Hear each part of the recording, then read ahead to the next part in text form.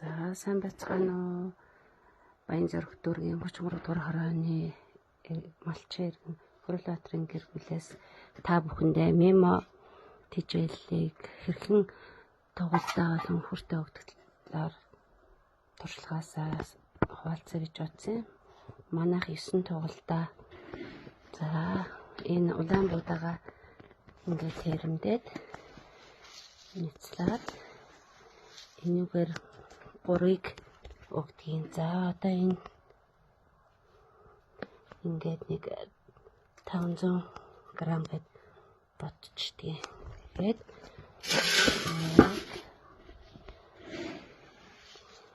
2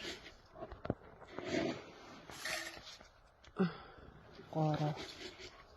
За тэгээд үүн дээрээ нэг тоглолтоо энэ супер мемоноосаа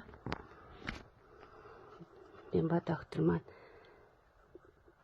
амны жижиг халбаар нэг тоглолт нэгийг гэж бодож хийгээрэй гэж зөвлөгөө өгсөн. Тэрний 2 3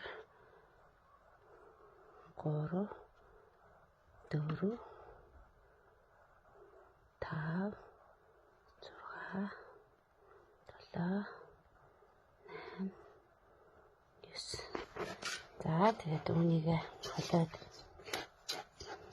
тоглолтоо тавиад өгөхөөр манай туул маш дуртай. Эддэг мөн өсөлт хөгжүүлэлтэнд нь их сайнаар нөлөөлж байгаа. Одоо манай туул зарим туулын бирууны чинээ том болчихсон байгаа. 2 дахь жилдээ манайх мемо тижээл ер нь тоглолтоо хэрэгжилж болон хүртээ хэрэгжилж байгаа. Огтуулан тижээхийн ач тус гэдгийг л одоо сүүлийн 2 жил мэдрээд мемотой хамт байна да. За та бүхэн манай энэ туршлагаас олцоод мемог амьдралдаа хэрэгжүүлээд үзээрэй.